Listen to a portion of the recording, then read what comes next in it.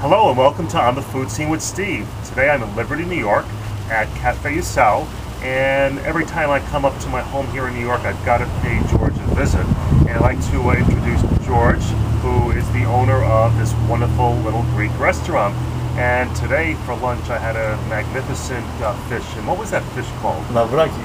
Lavraki. And they also know it as branzini. Okay. And how do you prepare that? It was delicious, but you said it's quite simple. It's the most simplest way to do fish, Stephen. When it's that fresh, you don't have to do much to it. Greek olive oil, very important.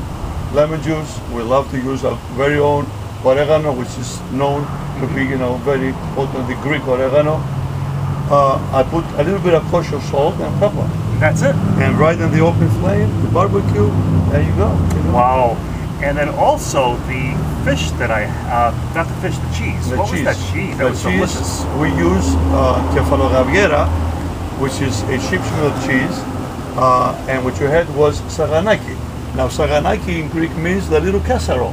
Okay. So anything you put in this casserole is automatically saganaki, but saganaki is known to be a cheese. Okay, this is delicious and very rich. Oh, and this is the finest cheese from the village of Metrovo in Greece, which is famous for their dairy, all of their dairy products. Wow, they're very good. And then of course we can't leave out desserts. My favorite is your coconut cream pie, but today we spoke about the baklava. The baklava. And tell me, that seems to be quite an easy recipe. It looks complicated. It's exactly right. It's time consuming, but it's not difficult at all. Once you know how to work with phyllo, because you have to work rather quickly, because it could dry itself out. If you have to do something different and leave it alone for a few minutes, you have to cover it with a damp cloth so it doesn't become dry. So you have to work rather quickly with the phyllo. The way we talked about brush it with your vegetable oil, that's what I like to use, because butter, some people have they don't want too rich for them. Yeah, and it's such a simple flavors with the honey and the cinnamon and the walnuts. You really don't need to add more butter. So vegetable oil is my preference. And then your other desserts, you have a beautiful display. What are some of the other desserts that you do? And they're all your own recipes. All my own recipes. You mentioned the coconut. We have the banana cream pie, chocolates.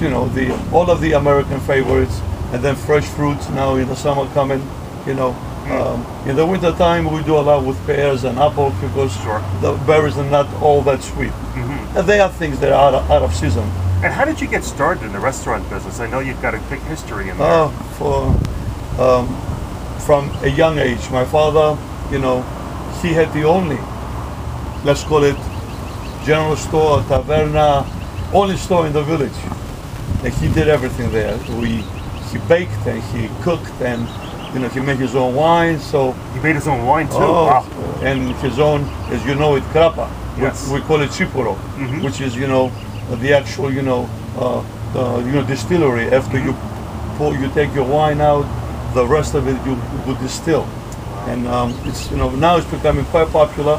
Even some of our Italian friends have the krapa and their restaurants, and we call it chipuro. And this is your second restaurant, correct? This is my second. So I was exposed to this business at a young age. The other restaurant is ongoing for 26 years. And that's in Long Island, which is a couple of hours from here. How do you do both?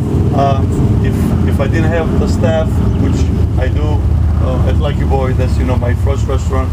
My staff is everything. So Lucky Boy is the name of the other restaurant. Lucky Boy is the other one. And my staff, my recipes, my system is one thing. To execute it, I need the people. And how did you end up in this beautiful part of New York State?